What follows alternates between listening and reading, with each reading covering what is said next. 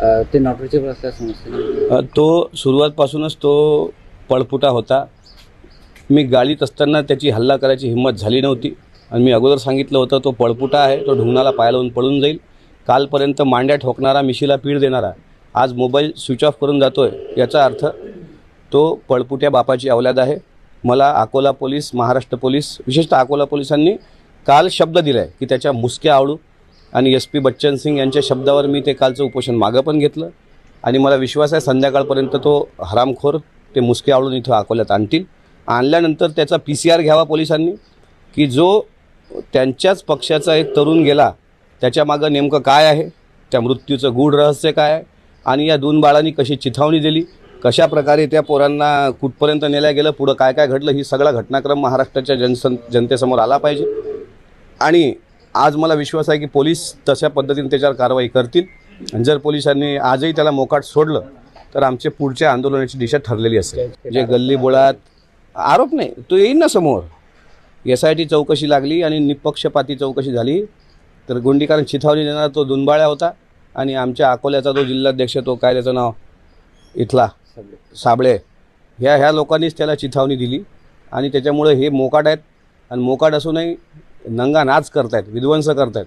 नागपूरमधल्या त्यांच्या एका पदाधिकाऱ्यांनी आज काय दुष्कृत्य केलं हे थोड्या वेळानंतर तुमच्या सर्वांच्या मीडियासमोर येईल. असा पक्ष, काल भीम आर्मी संघटनेचं मी जाहीर अभिनंदन करतो की त्यांनी असा पक्ष महाराष्ट्राच्या पटलावरून काढून टाकावा की जो पक्ष खुनशी आहे, जो पक्ष कोणाचा जीव घ्यायपर्यंत जातो.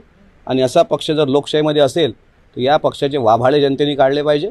त्याच्यामुळं भीम आर्मीचं आभार, ज्यांनी मला सहकार्य केलं किंवा त्यांच्याविरुद्ध एक पत्रकच परिपत्रक मुख्यमंत्र्यांना दिलं.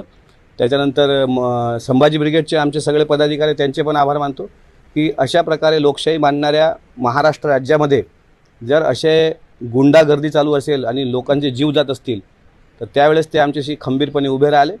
त्याच्यामुळे माझा तर प्रयत्न हाच आहे की असे सुपारीबाज, असे सडकछाप लोक, तो काय तो खोपकर ज्याच्या मानीचा मनका मोडलेला आहे, तो काल मला म्हणत होता की तुझे कपडे काढू,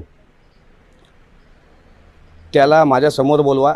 माझ्या शर्टाचं एक बटन जरी त्याने उघडलं तर त्याच्या पाठीची जी हड्डी त्याची वाकडी झालेली आहे ना, ती एका झटक्यात आम्ही सरळ करून दाखवू.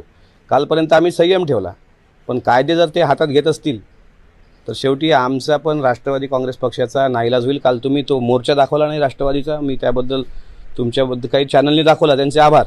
पण ज्या चॅनलनी दाखवला नाही तुम्ही कळू द्या ना की राष्ट्रवादी काँग्रेस पक्ष आणि राष्ट्रवादी काँग्रेस पक्षाच्या व्यतिरिक्त आमच्यासारख्या सर्वसामान्य कुटुंबातून आलेल्या शिवशाहू फुले आंबेडकरी विचार मांडणाऱ्या लोकांच्या सोबत महाराष्ट्रातला तमाम बहुजन वर्ग उभा आहे. जो मुलगा गेला तोही बहुजन समाजाचा होता. त्याच्या खांद्यावर बंदूक ठेवून स्वतःच्या राजकीय पोळ्या भाजणाऱ्या अशा नेत्यांच्या पाठीशी पक्षात आपल्या लेकरांना कृपा करून महाराष्ट्रातल्या जनतेने पाठवू नका. ज्यांच्या पक्षाच्या नेत्याकडे राज्याच्या विकासाचं व्हिजन आहे, उदाहरणार्थ